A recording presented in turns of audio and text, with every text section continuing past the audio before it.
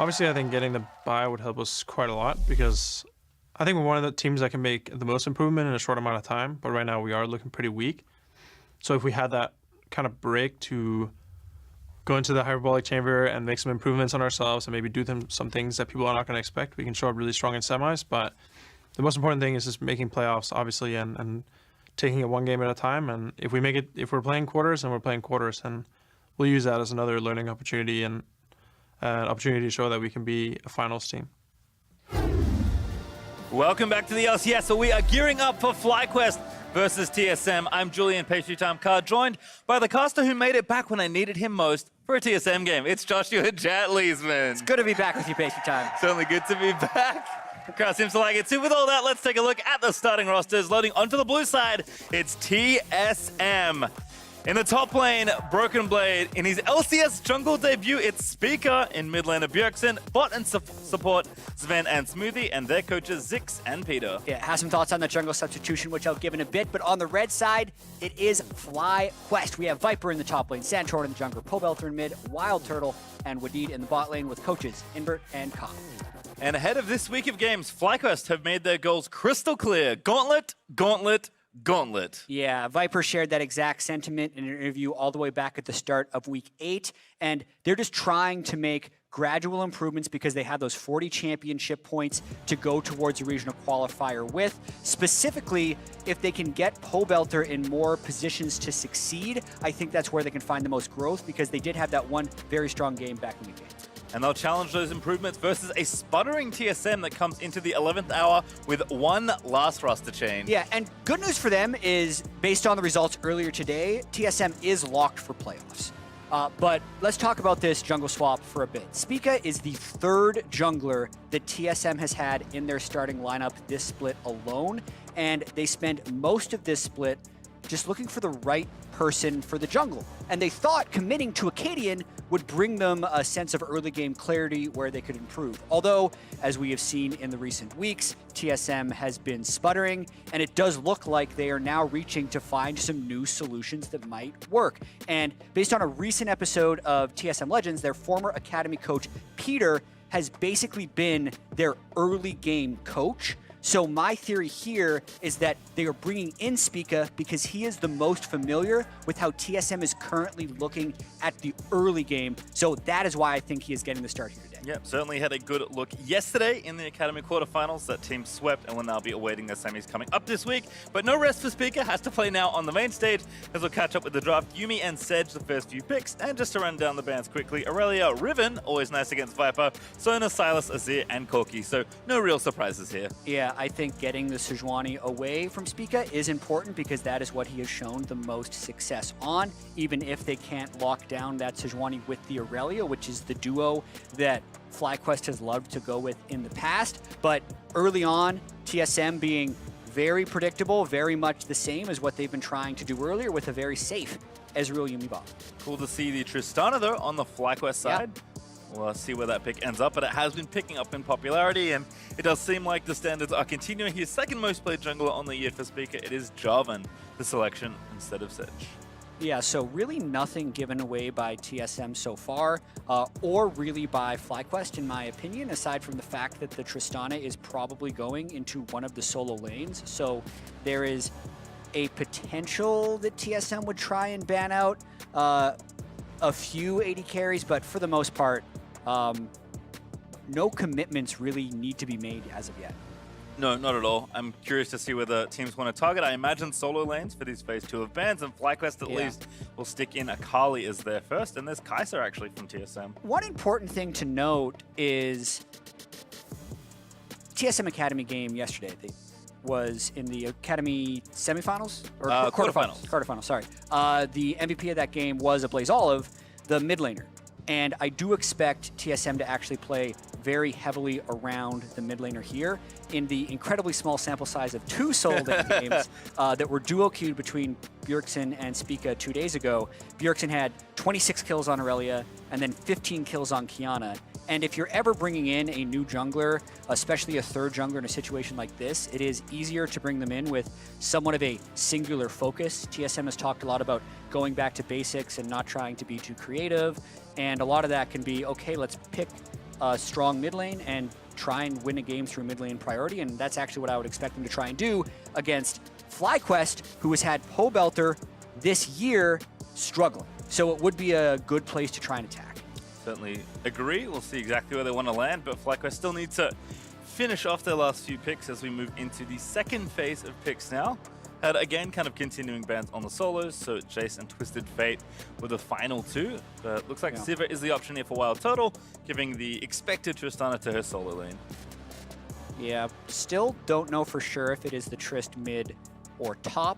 You would probably think that it would be Viper, as he has done most of his work when he's on high damage champions. When these teams played earlier this year, actually, FlyQuest did beat TSM in that first matchup in 25 minutes. Part of that was due to Viper's very strong Riven game. Well, the fans wanted to see Zed/LeBlanc, but Aatrox. for now, Aatrox selected there for TSM. Expecting there to go to Broken Blade, still a pretty solid top laner, and there is potential to pick something a bit more aggressive. I think LeBlanc can fit the bill if you are looking to play through mid, but we'll give TSM their 12 seconds or so to lock in that final pick. Yeah, trying to break their Aatrox curse. They have very few wins against Aatrox this split, and Broken Blade has actually only played it once in a defeat. But if they are looking forward, they are looking for that success. And speaking about going back to basics, Pastry Time, Bjergsen on Syndra, one of his most played and most successful all-time competitive champions. That's a mid laner you can play around. Certainly. I think it's his second most played champion, if I recall correctly. It might be the first, actually, but Into Yasuo, though? regardless, it's certainly something he's played a lot. Pobelter has had a very successful Yasuo game in recent weeks, He did? but I don't know if they want to pick it here. They're not feeling that bold today. It will be Zoe instead for POV, as Invert gives us a smile. Still only his second Zoe game of the split, but they're hoping to pick something that can handle the early lane pressure of a Syndra. Now, Syndra's not necessarily a super meta pick anymore. Neither is Zoe. These are both kind of down the food chain as far as mid laners, but definitely champions that both of these guys have a lot of mastery over. And can certainly open up with the picks in the mid game.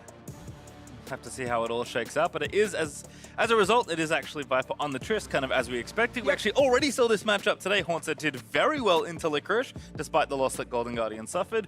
In general, after those little buffs, it does feel like Tristana is exceptionally good in lane. Yeah, absolutely agree. It seems like the all-in potential at level 6 is very high, and you can often just sit on your rocket jump in the laning phase to get out of most ganks.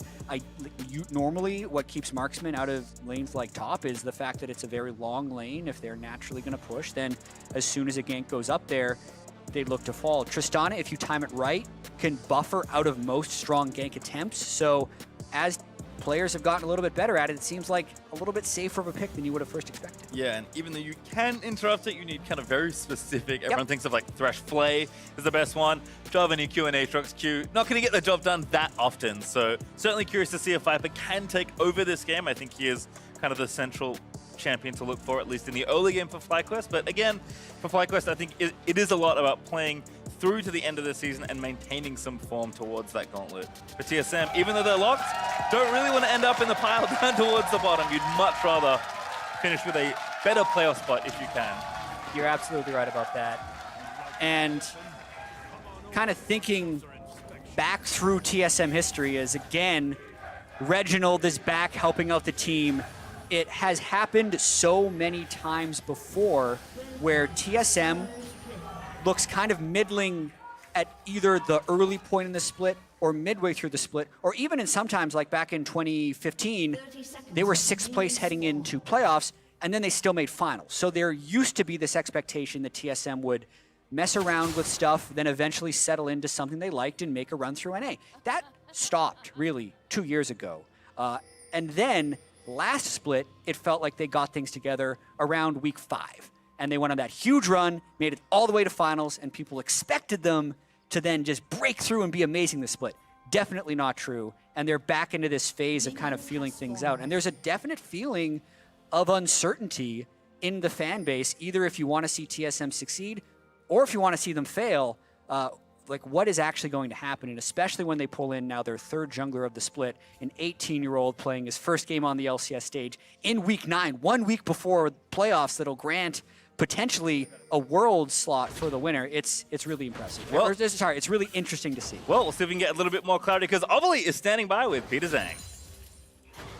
Thanks, guys. Coach Peter, interesting addition having both you and Spica coming in for Week 9. Tell me, what brought you guys in here and what can we expect to see? Yeah, we just want to try to see if Spica can have a kind of different synergy with the team. Well, obviously, I think our LCS team was doing fine, but we just want to see something new. Well, what about bringing you in? What are you doing to help Coach Zix work with TSM to potentially rack up more of those wins? Well, at the very beginning, we always work as a team together. Like, we talk every day, and we talk about the draft and strategies between Academy and LCS. So it's mainly depends on who need more help, and we're just going to go where. And we have something fun happening on stage, so thank you. Back to you guys. He got it! He got it, but he's actually maybe in trouble. Buff is out with the EQ as Wadid rotates around. Smoothie now going to try and protect him on the Yuumi. Follow-up stun, not going to land. Flashes out of the bubble, and Spica steals it, and he's out of there. And just to kind of what Peter said, they're looking for something a little bit new. And Jarvan red to enemy blue against Sejuani is definitely something new. Incredibly risky. That easily could have completely flopped if he doesn't get that smite.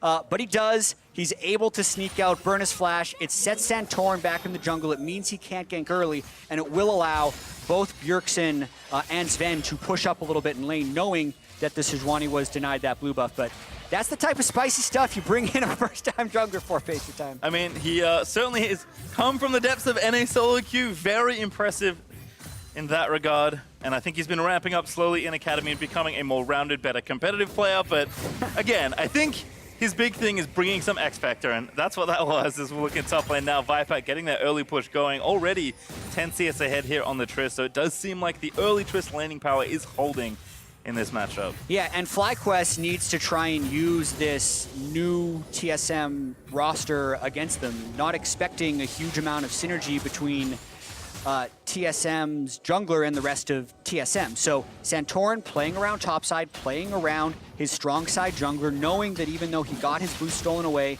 that means the top Scuttle Crab is going to be up. Santorin is a very experienced player, so let's see how his overall farm will track against Spica, because Santorin has been in the past very good at efficiently pathing. Well, the 3 buff is complete, but Santorin, as you mentioned, recovering nicely on the Krugs. Mid lane, does seem like Bjergsen has a nice early lead, and that is quite the win rate in his LCS career. 34-12 on the Syndra. Yeah, absolutely. You can see, has the wave actually pushed up a little bit. That's not the ideal spot for the mid wave. It's actually Pobelter who has the wave in the best position right now. That's usually initially where he wanted. It is pushing back right now. So whenever you can get the minions kind of at that river entrance, that's where, when Bjergsen was playing Syndra the most, he would seemingly always have the wave. And that puts the opposing mid laner in a difficult position where if he walks up to CS, he is risking ganks. That's where Pobelter is right now. And look, walking up to CS, risking a gank. 2v2 actually going to start here. Good bubble there from Pobelter. Hits him point blank. I'm going to weave that Q in as well. They might think about a dive Speaker here into defend onto Santorin, but has to get out as the Permafrost will follow him over into the Raptor pit. Yeah, Santorin is also familiar with how Bjergsen Syndra works, because that was one of the picks they used to play together several years ago. Not necessarily saying like you needed to play with Bjergsen to know that a mid lane counter gank was coming against Syndra, but it was smart of Santorin to be there, and it allowed them to win that trade. Yep, certainly right place there as Bjergsen can't even complete the back just yet. Has to take cleanse because of all the pressure between Zoe and Sejuani, so cannot easily get back to lane with something like a TP. Although Pobelter, similarly aggressive, has brought heal and electrocute for this go-round. And bottom lane, it's an Ezreal lane, so they're just farming. Yeah, Ezreal Yuumi lane, so fairly strong to poke, but definitely vulnerable to a little bit of all-in if Wadid can actually get a nice dredge line down. But that's why it is very important to apply mid-lane pressure, because TSM is looking to draw that mid lane in for their bottom lane to push. However, that comes at the cost of top lane, where FlyQuest wants this. Broken Blade gets the Q to me! That's enough! First blood solo kill in the top half! That is not how Viper expected that one to go. Level 6 versus level 5 by the end of that actually dies with his ultimate up. We'll have to check his mana afterwards, but Broken Blade lands just enough of the Qs, flashing for the Q3 as the minions finish the auto. Here comes that gank bot lane, though, that we alluded to. Smoothie gonna get locked up, needs to make it back to Sven, but needs to wait out the CC as well. Does do so. Sven gonna arcane shift Smoothie out of there, and Yuumi will be safe for now. Yeah, really well played there by Smoothie and Sven. As you mentioned, Yuumi just needs to make sure she doesn't get CC'd while she's going back into someone. But here we go. Viper's actually level 5. Let's see when he hits level 6. So he's close to the kill. Broken Blade flashes in. He hits 6 here. Would have needed to ult Broken Blade immediately. Does not. Broken Blade incredibly fast in finishing off that kill and just straight up outplay on Viper. Yep. And given that he was behind at some point in the lane, he's now even the CS back up and now has a gold lead thanks to the kill he secured for himself. So that lane turns quickly. Ninja Tabi now finished for the Aatrox, and we'll see if there's any more attention paid to the top half of the map. But unfortunately for Viper, the early game pick thwarted by the little misstep there. Yeah, we haven't seen that much Trist Aatrox to know exactly how the matchup would play out, but based on some of the earlier things we've seen, if left completely one-on-one, the Trist generally has the advantage early. But now, once he's down a kill, I think it becomes a lot easier for Aatrox and Broken Blade to just push right into the Tristana, kind of brute force his way through some of these trades, especially with Ninja Tabi. We'll have to keep an eye on, again, Santorin if he wants to maybe play up to that side once more. Bottom side for Sven and Smoothie. Sven actually with a pretty nice lead as a Sheen early in this tier, so it's just trying to keep them back. As you mentioned, Ezreal, Yuumi, very strong if you can keep them at bay, but the general thought with Nautilus is you are waiting to try and get some sort of all-in, and you generally need your ulti to do that. So while Turtle and Wadid not too upset with how things are going either. Yeah, they're just trying to bide their time and kind of wait for Santorin to be able to set the tempo here. So much of this game, especially in the early game, is dictated by where the jungle goes and where the waves are positioned. So the fact that Wild Turtle and Wadid are fairly consistently pushed in, they kind of need the mid lane to either get a gank off or collapse down bottom lane, and it's been pretty difficult to do as now TSM collapses up towards the river to, again, kind of preempt a gank. Looking for a pick, they do have Yuumi ult. Just move the Prowling Projectile in for the slow. Good stun by Bjerg onto POB, but does not connect for a full combo. But still, again, if you can get the wave pushed out, Zoe is very good on the roam, but here comes Speaking on bot side. Gonna try and gank Wild Turtle. That'll force the ulti. There's the final chapter. Gonna root upward deed. Kill should be there. Exhaust is just enough as Sven follows him for the final auto. And this is very different than the TSM we saw even last week in the fact that they are the ones preempting all of these plays and really dictating the pace of the game. All the way back to the early invade of the blue buff. This time, TSM did push Santorin off the blue buff in the mid lane, knowing they'd have a temporary 3v2 here where they can just all in for that gank. They just blow both their ultimates, they actually get both flashes out of the opposing team and still get the kill because it was such a clear 3v2. They could be so decisive in that play that the counterplay wasn't able to arrive in time for FlyQuest. Even get a plate out of the deal as well, so about 1,500 gold ahead for TSM here in the early game, 2-0 up in kills. There is an Ocean on the table for either team, as that is the first drake that has spawned. But for now, we'll just have the blue buff handoff. Broken Blade continues to have a pretty leisurely time now here in the top lane 1v1. And TSM off to a good start, which is, again, given that they have made such a late change, a good sign for the TSM fans of the world. As Wadid off to the tower, continue to get poked away by this Ezreal and Yuumi. Yeah, FlyQuest not having a lane they can play around or into right now. They thought they'd have a pushing top side with the Tristana. That has not worked because Broken Blade 1v1 killed for the first blood. Mid lane is where TSM has the control ward in the side river, so whenever the wave gets frozen short, Pobelter basically has to give that up and cheat towards top side. I'll actually explain that a little bit. So this ward right down here that Pobelter is currently killing, when that wasn't there, then he would have to cheat topside. So it's important, actually, that he's able to clear that, because that allows Santorin to keep at least a little bit of pressure bot side. Because if they don't get that started, then there actually is nowhere they can proactively go. Yep, as again, to reiterate, waves and junglers. That's really what a lot of the early game often comes down to. Wadid's still not level 6, by the way, is the other thing to note. He's close. He's got about 10% XP left until he can have access to the depth charge, but until then, it's been kind of a miserable time in bot lane, although he'll wander around and get there in short order, I have to imagine.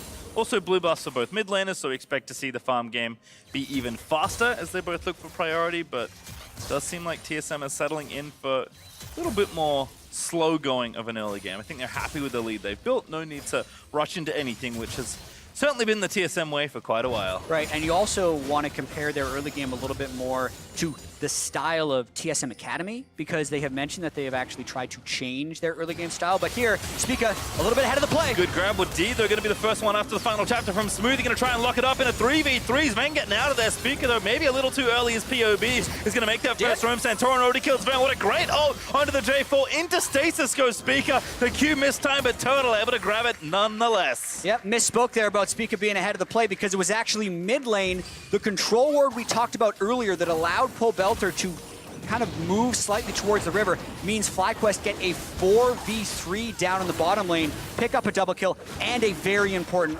Ocean Drake. A huge play for FlyQuest. Yep, even that gold up now, about 1,000 between the two teams, and the Ocean will help the rest of their remaining laning phase, as Bjergsen does at least trade for a plate in the mid lane. Now going to look top and try and extend this plate into Viper, who's the only one really under pressure right now.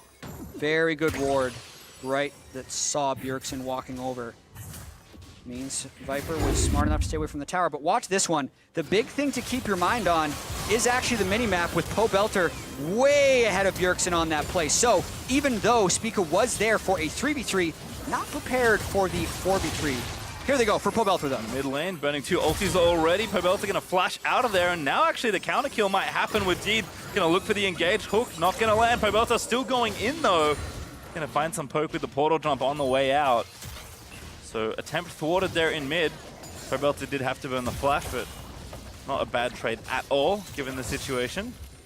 Meanwhile, Sven able to pick up a plate here in bot lane, continuing to stay decently up in farm. Yep, Iceborne Gauntlet as well. Definitely looking for more control in this lane rather than the all-out damage of the Trinity Force.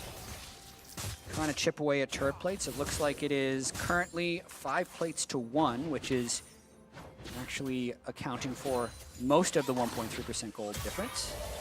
Curious to see if either team wants to make a mad dash for the Herald with turret plating falling off so soon.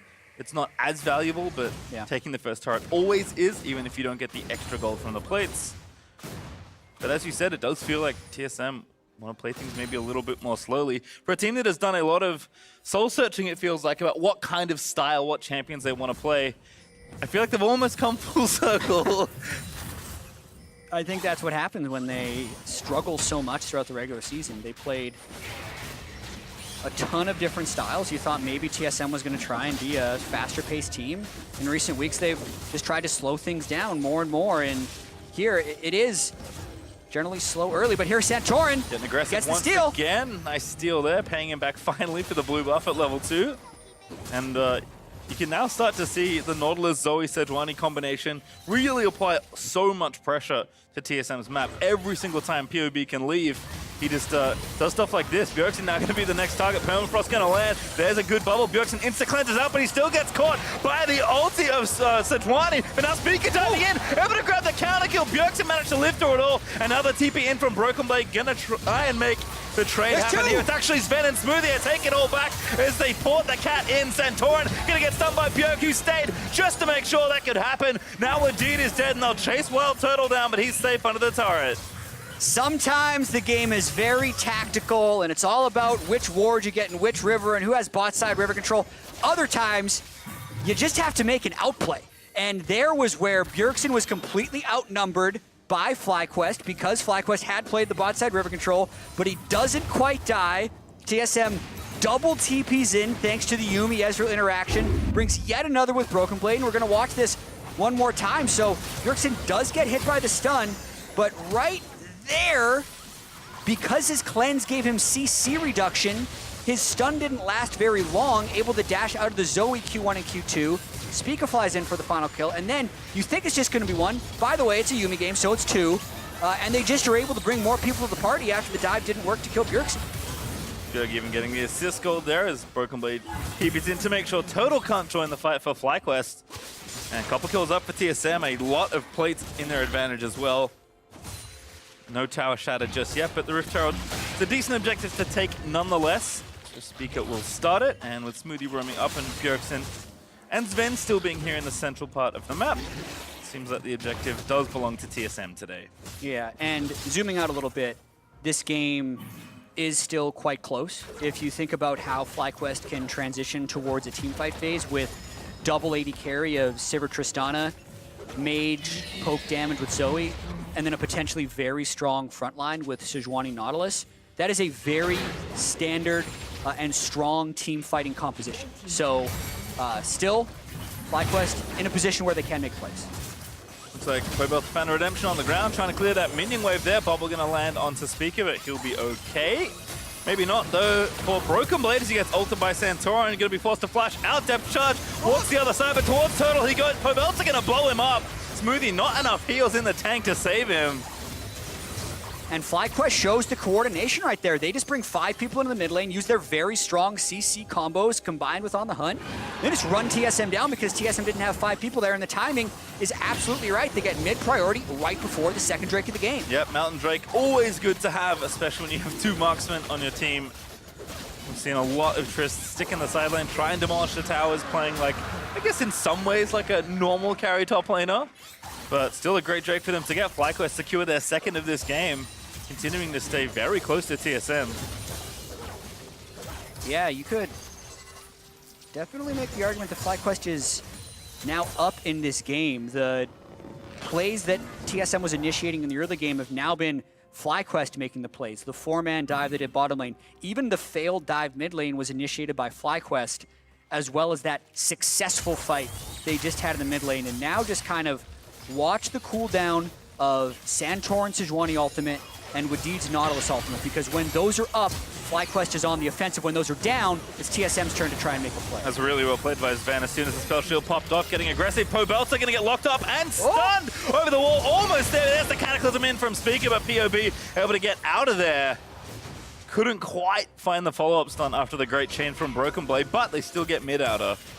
Yeah, so mid lane priority going to be what they are playing for right now, knowing that the split push of FlyQuest isn't actually that strong, especially when you consider that Aatrox has the temporary edge on Viper, maybe until Viper picks up healing reduction.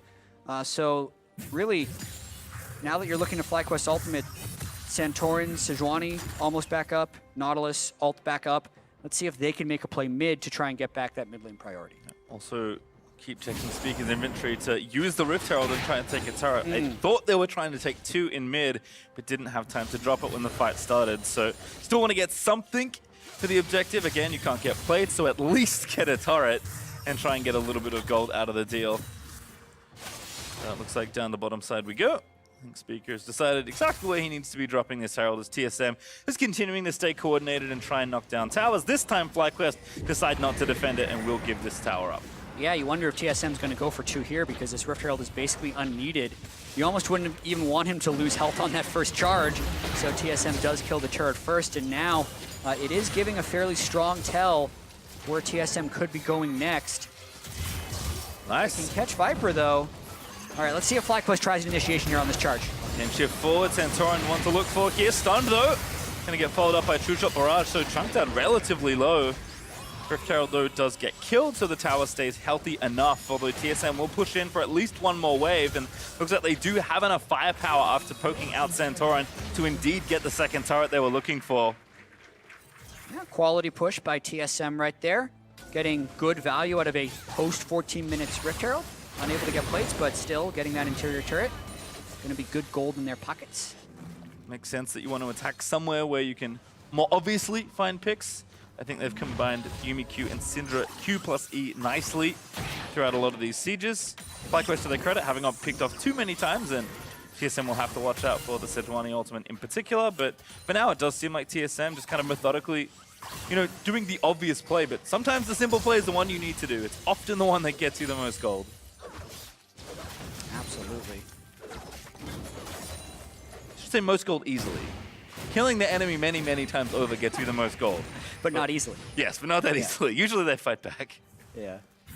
Taking a look at items, the Mikhails on Yuumi is going to come in fairly clutch right here. I believe that was recently completed, so that definitely makes the initiations for FlyQuest more difficult. It's a very good Yuumi item, specifically against Sejuani, but they now have a cleanse on their mid laner. So if the ultimate hits anyone else, kind of expect Smoothie to be very quick with that Mikhails. Herald, or Scuttler, sorry, going down. Looks like Baron is being at least considered by both teams. TSM, though, will be the first to take Vision. Can't undersell the Drakes that FlyQuest have, though. There will be another Ocean up in 53 seconds or so. And FlyQuest have done a good job of monopolizing that particular part of the map. As Pobelta wanders into what we know to be a trap. Let's see if he maybe gets himself caught here. He's got the control ward that he's not really walking too far past. Very responsible from Pobelta, as they will take that first ward down. Santorin, now the one hiding in the brush. Does have Wadid and Wild Turtle about, but Speaker and Smoothie will sweep through most of that jungle and see almost all the wards, although they do just walk past that one there, as the sweeper did time out. But have a pretty good idea that there is almost no vision now for FlyQuest around this Baron. Yeah, map pressure definitely in favor of TSM here. They're threatening Baron, even though they would be very slow at killing it. So it's mostly just about mid lane priority and probably trying to get this Ocean Drake down. It's going to be tricky for FlyQuest to get out of this predicament, especially with that Mikhail's being completed on Yuumi and how slippery this TSM team just kind of became. I think you always look to turrets as well. 4-1 is a tough thing to maybe try and fight your way out of. There's just not much room right now for FlyQuest. The only turret they took was in bottom lane, and that's actually the longest lane because TSM took 2 turrets there. So we'll see. I mean, this is often something you have to do, is just concede that we're currently behind on the map, wait and try and make a play, and FlyQuest certainly have the tools to do so. Yeah, and if they get a 5 or 6 item Trist and a 5 or 6 item Sivir, they're going to be devastated in team fights. They're going to be incredibly powerful. It's just a matter of how can they kind of bridge to that moment. They do have good wave clear, but they don't have safety in pushing up, so they can only really clear waves once they hit their diminished turret line.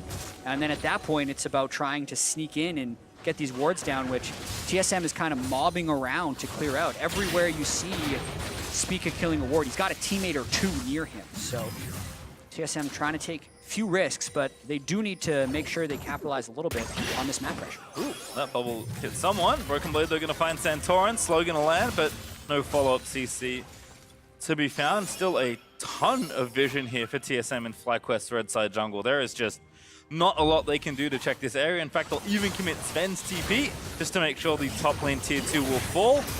Speaker goes drowsy, but as the J4 relatively safe, Smoothie even attaches just to make sure that no shenanigans do incur. And all of a sudden, that space is continuing to be created here around this area in the Baron. Finally, Fly get a ward down, but as quickly as it is placed, it is swept out by TSM, who are just mobbing through FlyQuest jungle.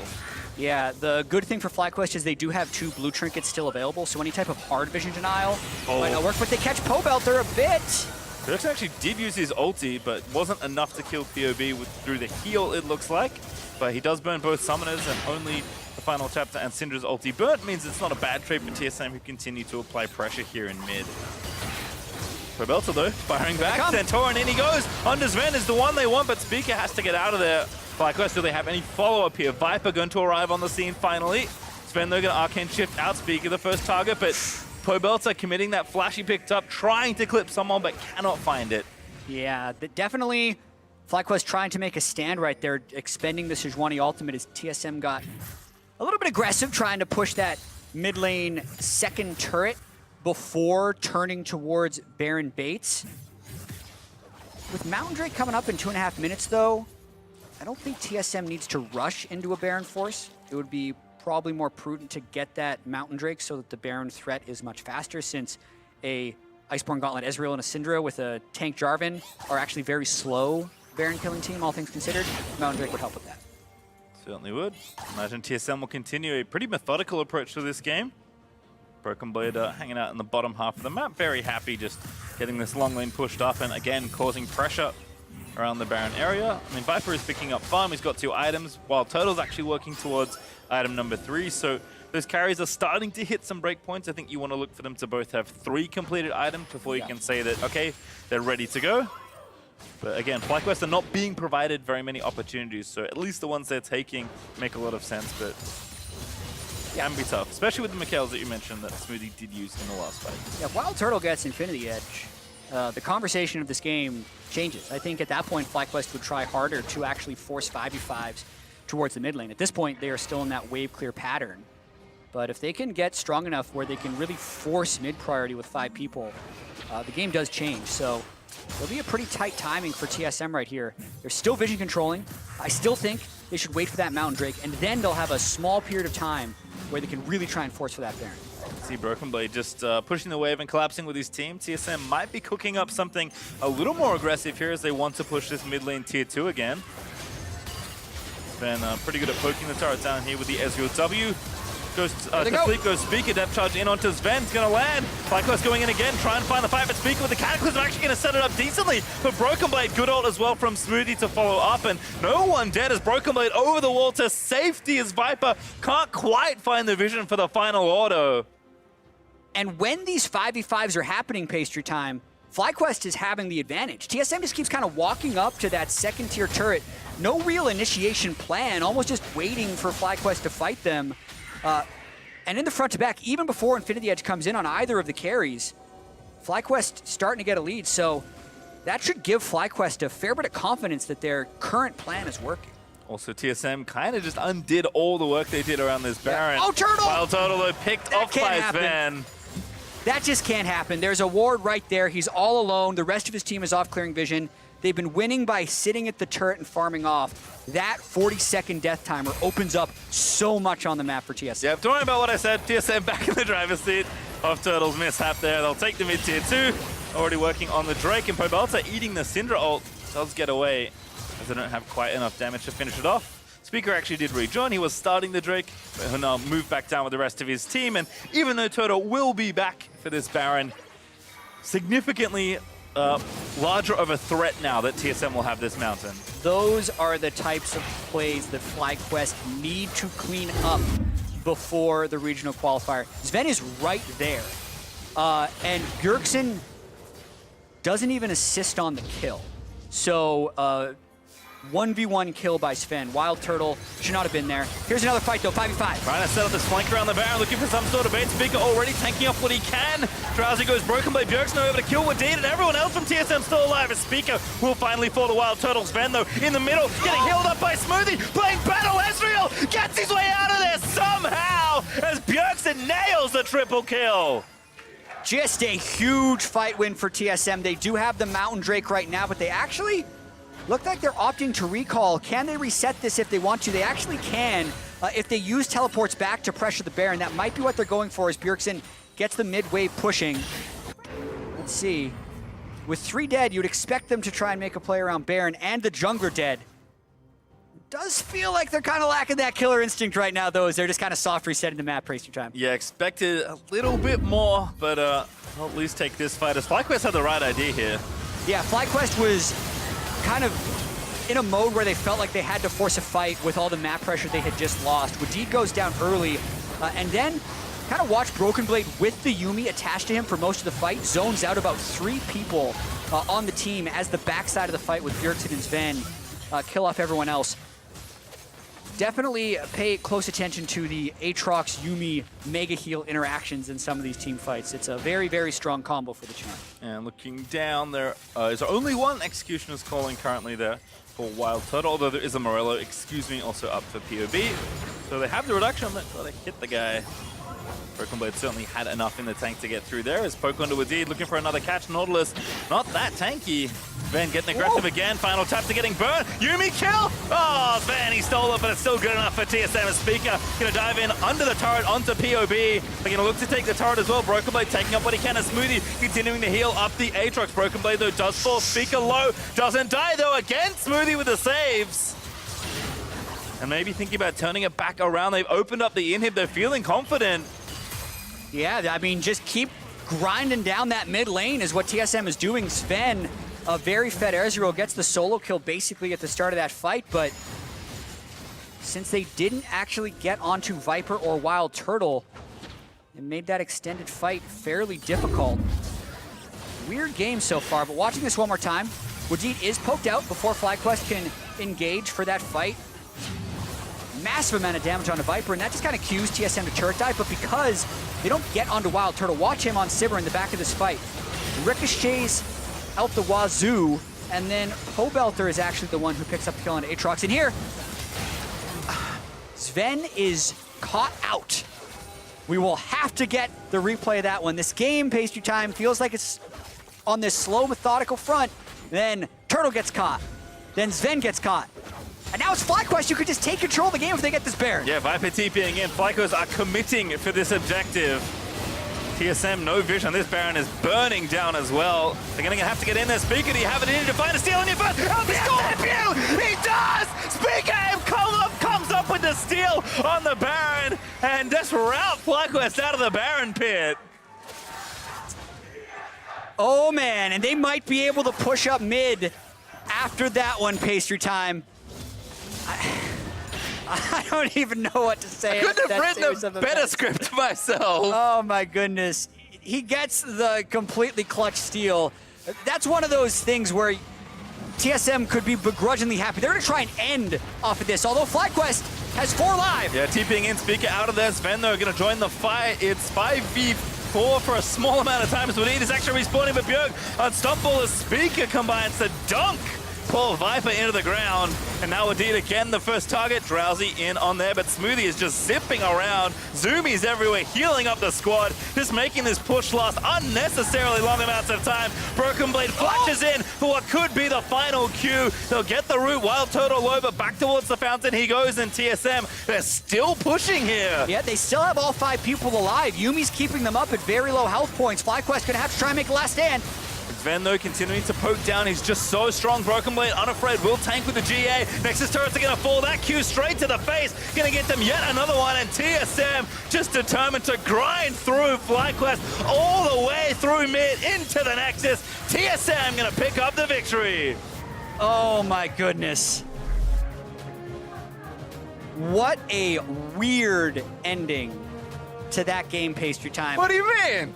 Just look at the way Sven and the rest of TSM are reacting to that one. It's definitely not as planned. So if you're basing it on the results, you say, sure, success. If you're basing it on the process, you got some stuff to work on. There's kind of those head-shaking smiles from Broken Blade walking away because getting caught out right before that Baron steal, which ended the game, is not how you want to close out the game. And then from FlyQuest's side, if that Baron doesn't get stolen, maybe they actually had stayed on the back foot until a point where they could come back into that game. But right as the game was about to turn, it just plows right through the roadblock and goes to an end. You know, you bring in a new jungler for his first ever LCS game. You bring up Peter Zhang from Academy to train the squad in the early game. Slow, methodical, deliberate, classic TSM. Are you telling me that you don't expect Sven to die and then Speaker to steal a Baron in his first ever LCS game? That's not the ending you gave to the team? Just as they drew it up in VOD review. Exact. Perfect. Yeah, so that moves TSM to 10 wins. We know they've already clinched playoffs. As far as progressing towards...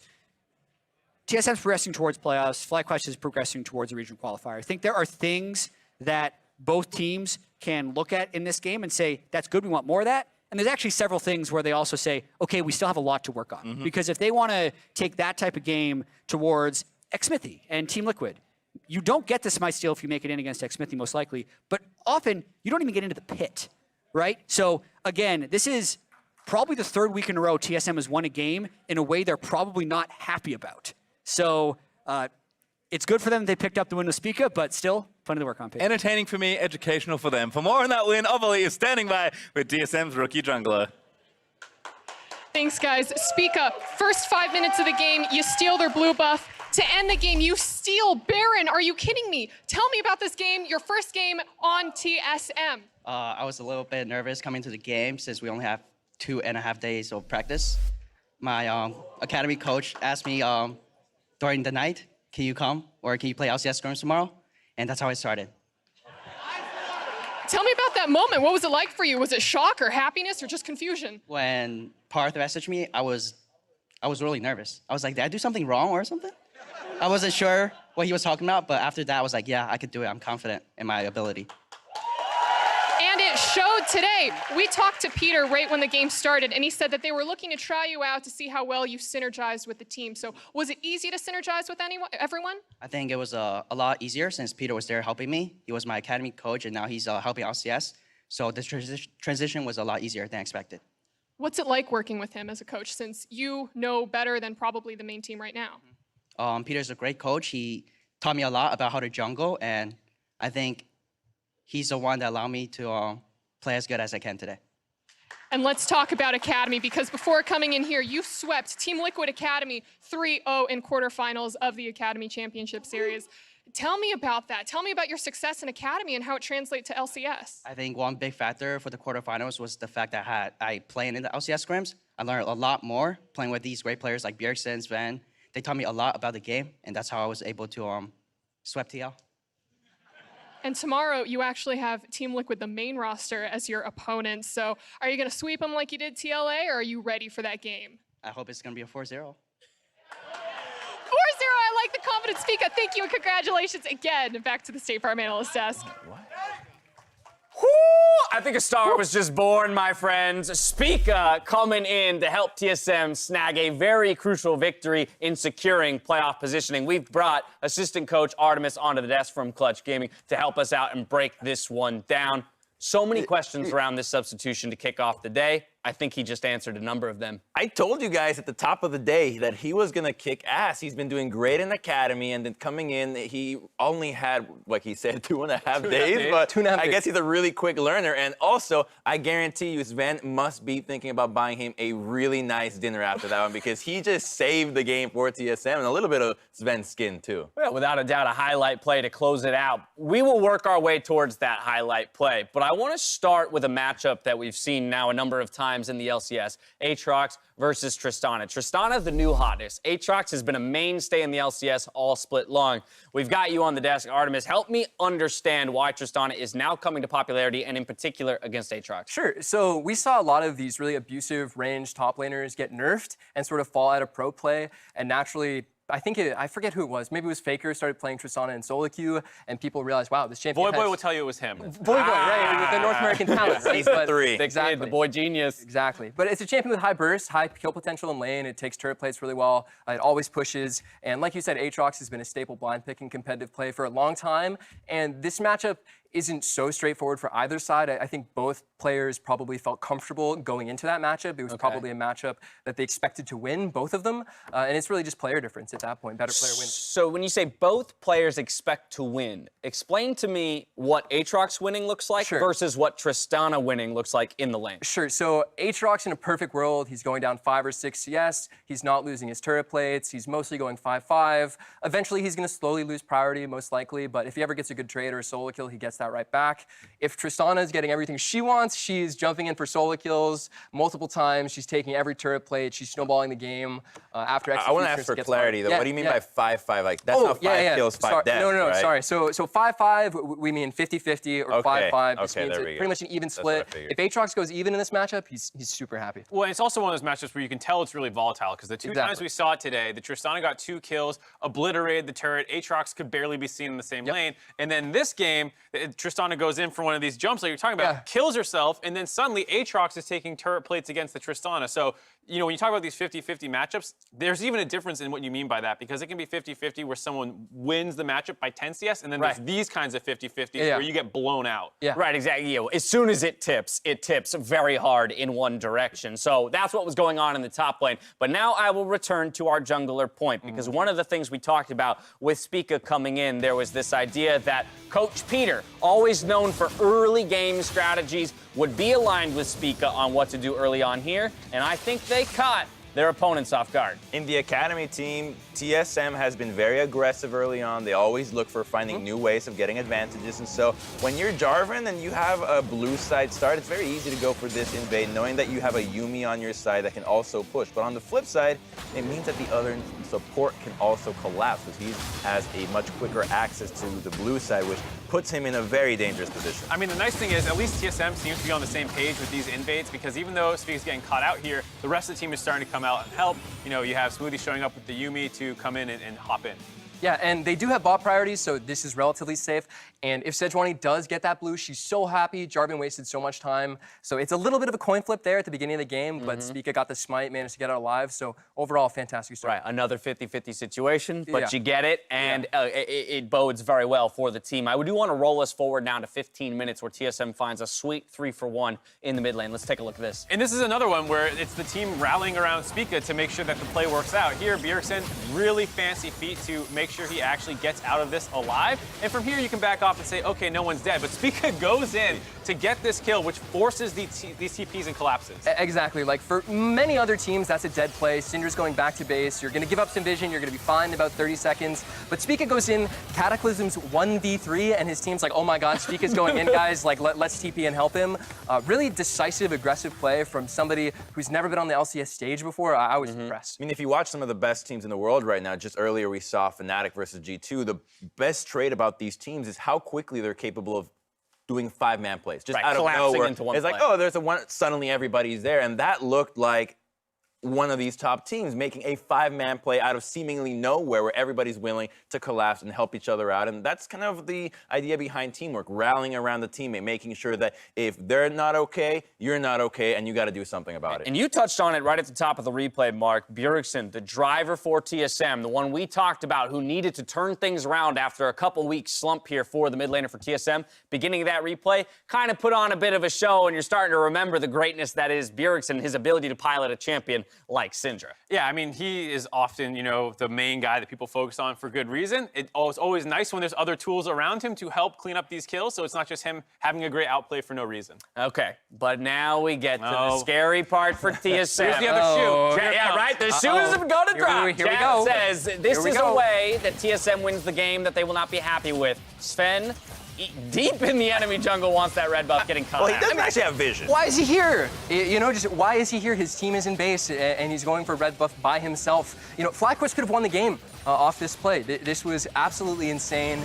You hate to see it, and they got bailed out by Spica in a big way. So here's Spica's big debut on the LCS stage. It's his Viper's fault, by the way. Tristana should be ulting Jarvan away. That's the only member that can actually keep them out. Why do you ult him out? You give him a free pass. Hey, man, thanks. You know, you're welcome for the leash. Here's the ProView version if you want to take a look at it from see his it. screen. I like No it. Nautilus hook there. Okay. Yep. Yeah, Yeah. just not tracked well enough at all. Yeah, you know, FlyQuest is really on their game. They're talking about what tools do they have to keep Jarvan out of the pit, who's marking him, how are they controlling Pixel, are they turning, are they finishing? You know, it's a high-stress moment, you know, to be fair. So we have to give TSM some credit. It's not all on FlyQuest for misexecuting that. But again, a 5-5 situation going TSM's way. It was kind of the story of the day. You're just not prepared for taking advantage of that moment, right? Yeah. You were 10 seconds ago, you're playing, how do we come back into the game? Oh my God, we can just do Baron right now. Okay, let's go for it. It could be free.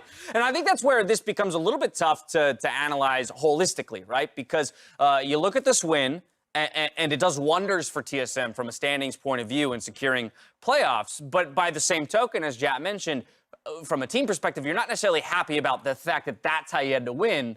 And then yet again, on a personal level for Spica, what better way to join the LCS and have a confidence-boosting game before you go up against the league leaders in TL? Yeah, I mean, for Spica, this is a great feeling game. I think for the team, though, you look at it, it's like, okay, close topside fight that Broken Blade barely managed to win. Same in the mid lane. Yep. Same with this Baron steal. There's been so many close plays here that other top teams in the league don't win completely off plays like that. I do want to challenge that, though, because I think TSM should be much more happier about this win. I mean, it was better than the other ones. It's getting better, right? It's getting better. Fox, Absolutely. throws from other teams. Yeah. This was like, they were in the lead commandingly for most of the game, just one major slip. Absolutely, and they did play well. Like, I really like the way they used Rift to take 2 towers on bottom. They were aggressively attacking T2 turrets for the majority of the mid game, and just really playing aggressive and setting the pace of the game and always forcing FlyQuest to react to them. So they were in the driver's seat the whole game, you know, like Crum said. So there's definitely things to take away positively from this game. It's not like they just got lucky and coin flipped the game by any means.